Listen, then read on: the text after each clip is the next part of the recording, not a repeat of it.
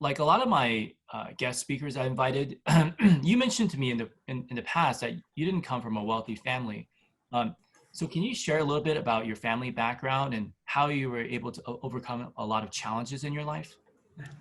A lot of luck. And there's a reason I bring that up. Um, so I grew up in East LA, and traditionally a lot of people from the East LA community, their parents are immigrants. You know, it's their first time being in the US, and I am a product of two immigrant parents. And besides that, my mom and my dad separated when they were young.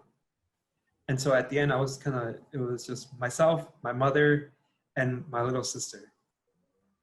And since then, I think I was around 7 years old, and we had to find ways of just providing for each other. And while I was never in need, and that's always because I've had a hardworking mother, where there's only one way to survive in this world. That's just by working. You have to work. And one of the ways that I kind of learned that is I actually grew up working essentially as a seamstress. My mother worked as a seamstress, and at an early age, I went to the shop and I started sweeping. But then I realized you can make a lot more money by actually working behind the machines. So I think around the age of 9.5 to 10, I was actually sewing all the way up to the age of 18 before I joined the military. And if it wasn't for me playing football or doing some after school project or just anything to just keep me in school, I was either doing something for school purposes or I was behind a machine sewing, one or the other. And again, kind of to your question is, how did I overcome some of the challenges that we face? And that's just twofold. It's by having a mother that I feared, who would cause me so much pain if I ever did anything wrong. I lived under constant fear of her, which is, I think, can be a good thing. Oh, by the way, my dad's the same thing, constant fear. And I didn't mean to interrupt you, but instead of saying luck, it seemed like hard work. Hard work equals more luck. So it does. It is hard work. But the reason I constantly say it was luck, because one of the common things is that I've always been asked is, how did you not get involved in many activities that might have led you down the wrong path? And I say luck is because I just happened to meet some friends that weren't really about that kind of lifestyle, that weren't about following a certain type of crowd or just being about every single trend. They were just kind of doing their own thing. And I say it's luck because it's just luck that I met this one, really good friend who said, don't do this or don't do that, or just, be about your family, little things that I honestly didn't understand when, as him and I grew up, but that I fully understand now, or, are still kind of like developing my complete understanding of it. But that's luck. You don't, those are just people that present themselves in your life. And it just so happened that I met this person who introduced me to another person who just happened to just kind of stay out of trouble. Not always, but a lot more times than we could have gotten in trouble with. very good. Thank you for sharing that. Now I'm going to move on and ask you something about your military experience. Now you mentioned you served several years in the military, both in the Army and also later on in National Guard. So some of my viewers may also be veterans, or they're still actively serving in the military. Can you share your experiences transitioning out of the military and into the accounting profession? What were some of the challenges that you had to overcome, or was it a seamless transition? It was not a seamless transition, to be honest. And again, going back to the topic of earlier, it was a little bit of luck. So when I left the military, one of my closest friends who will be at my wedding this upcoming year, he was leaving the military at the same time, and he just so happens to live in California as well. He grew up, born and raised, and we both decided to go back to Santa Monica, go back to California and attend Santa Monica College at the same time. And just because our time of transition out of the military was around the same date, it just kind of fit. So we became roommates, and we lived together for 2 years, post-our active duty service. So that one was a little smooth transition because I had someone who had essentially shared the same experiences that I did in the military living with me. So from what I hear from other veterans is it's really hard to transition back into school, university, even community college, just because it's hard for them to find someone that understands what they've been through or the experiences that they've dealt with in the past couple of years. Again, I was lucky enough to have a friend who literally shared the same truck, had been to the same deployments that I had. And that's luck. That's just fortunate circumstance that happened to work out the way it did. But understanding and navigating all your benefits and being able to get your education set up, to how do you pay for things, where do I go, who do I talk to? From my understanding, Santa Monica is it was probably one of the best kept Veterans Resource Centers that was out there at the time. And it greatly showed because I didn't feel like I struggled a lot. And that has to do a lot more with Santa Monica's resources than it did with me trying to find out how to transition out. They were just able to help me navigate through the process a lot smoother. And from what I hear these days, almost 10 years after getting out from active duty, it's essentially, it's gotten a lot better. But even then, I know that there's a lot of veterans that struggle with that transition, just like, where do I go? How do I do it? How do I sign up for classes?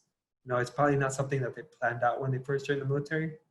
And, but for me, the transition was difficult in regards to knowing where to start. But after starting, the transition was essentially pretty smooth. Okay. Well, something else I wanted to ask you. I know you're proud that you served, that you're a veteran, and also I know you're proud that you're a Latino American. But you once told me something that really resonated with me, and you said basically that you want people to identify you not as a Latino American or even as a veteran, but you want people to identify you or recognize you as David Flores, the person who has accomplished a great deal, right? And recognize you by the body of work and all the success you achieved as you as an individual. Can you elaborate more on this? For sure. I mean, I remember part of the conversation, and I think it was around the discussion of just recruiting. When I started recruiting at USC, I really had no idea what I was doing, right? It's something that they teach you in the military.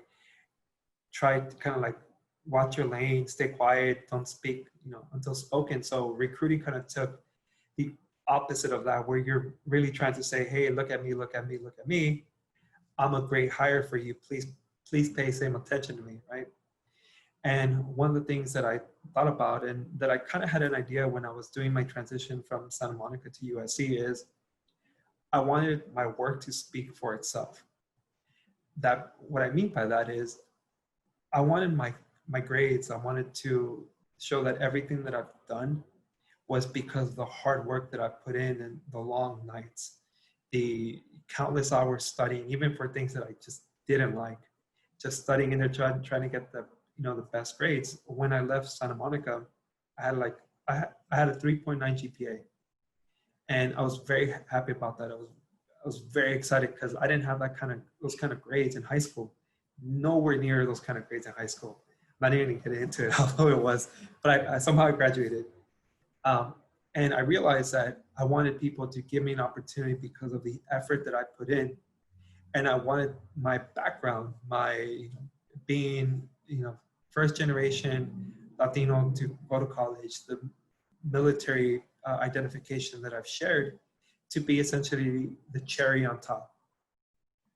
But I wanted people to hire me, to give me an opportunity based on the fact that they believe that I can actually do it. Not just because they were trying to meet some kind of quota for diversity. I hear you. Thank you for sharing that. Now you've accomplished a great deal in your life, and don't tell me it's because of luck. Right now, you mentioned luck, but it seems to me more like hard work. Now, what pieces of advice can you give to my viewers in terms of achieving success, either in college, a career, or in life?